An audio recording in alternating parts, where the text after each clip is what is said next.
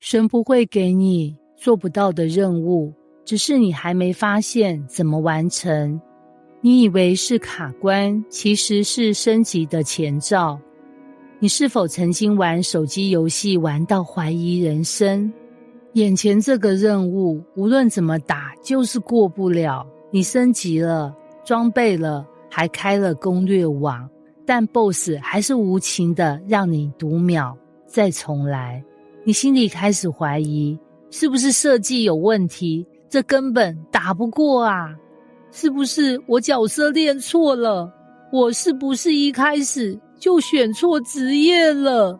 但就在你准备删除游戏的前一刻，某个细节突然亮起来，原来有个道具早就默默地躺在背包里，它的作用正是打这个 BOSS 的关键。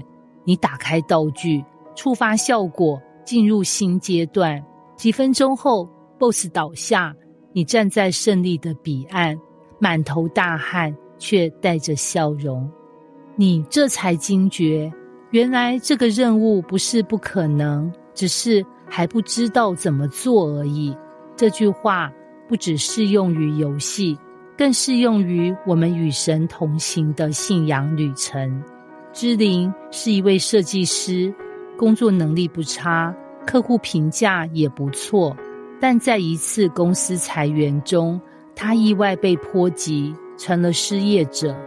他原以为自己很快就能找到新工作，毕竟他有作品集，有经验，有学历。没想到1个月、3个月、半年过去，面试无数，全数落空。他开始怀疑，主啊，这是什么任务？你怎么会给我一个我根本做不到的挑战？他祷告、进食、哭泣，但情况没有改变。直到有一天，他在整理过往作品时，无意中把几个个人创作集集结成一个简单网站。一位过去合作的客户看到后，主动联络他，你有没有兴趣帮我成立一个品牌？从那次开始，芝玲开启了自由接案之路，后来甚至成立自己的设计工作室。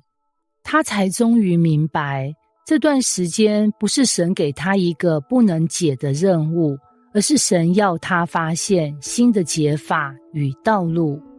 神呼召摩西去对抗法老，带领以色列人出埃及。摩西的第一反应是什么？不是说感谢主，我准备好了，而是我算什么？我不会说话，他们不会信我，我根本不行。神却没有取消任务，而是一一解锁他的资源，给他同伴亚伦，给他神机的能力，给他法杖能分开红海，给他话语，让他可以站立在王面前。这个任务看似超出摩西能力，但神早已为每一环节安排资源，摩西只是还不知道，但神早就预备好了。在游戏里，你常常会遇到这种情况，某个任务需要你打倒看起来超级强的敌人，你一开始根本毫无胜算，但当你仔细看任务说明，翻找背包，解完前置任务后，你会发现关键的装备其实早就摆在你眼前，只是你没察觉。同样的，人生中你也会遇到看似无解的情境，面对破碎的家庭关系，长期的健康问题，工作毫无起色，信仰停滞，找不到方向。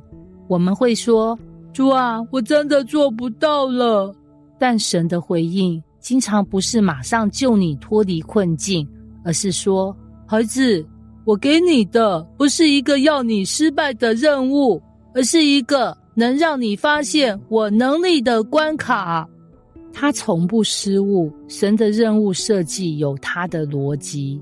游戏设计师在设计任务时，常常都会先问自己几个问题：一、玩家是否在完成任务后会成长？2、是否有明确提示，不让人完全无头绪？3、是否有适当难度，让人既受挑战，又不至于崩溃？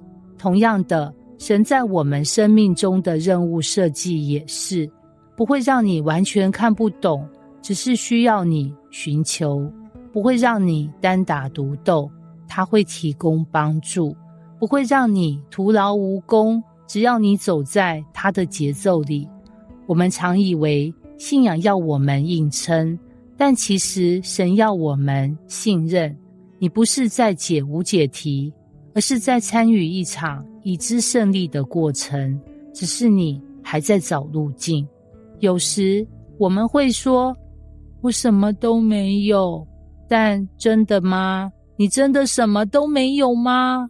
还是只是还没发现那些神已经赐给你的资源？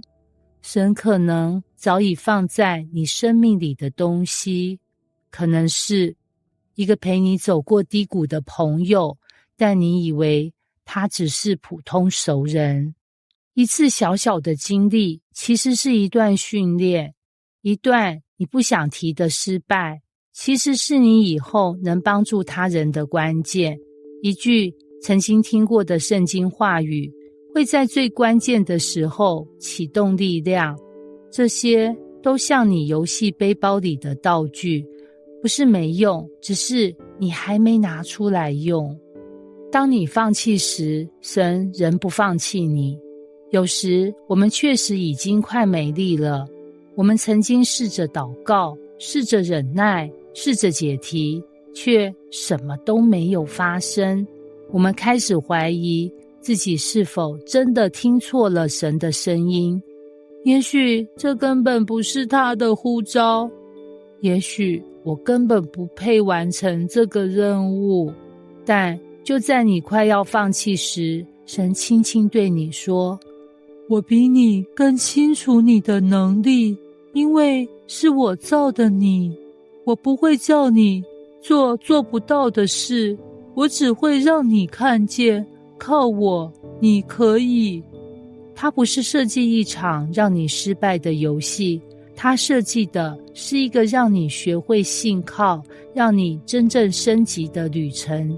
结语，任务不是做不到，而是要你靠它完成。回到一开始那个画面，你面对一个巨大的关卡，觉得不可能完成，但也许你该停下来，问问自己，我真的没有资源？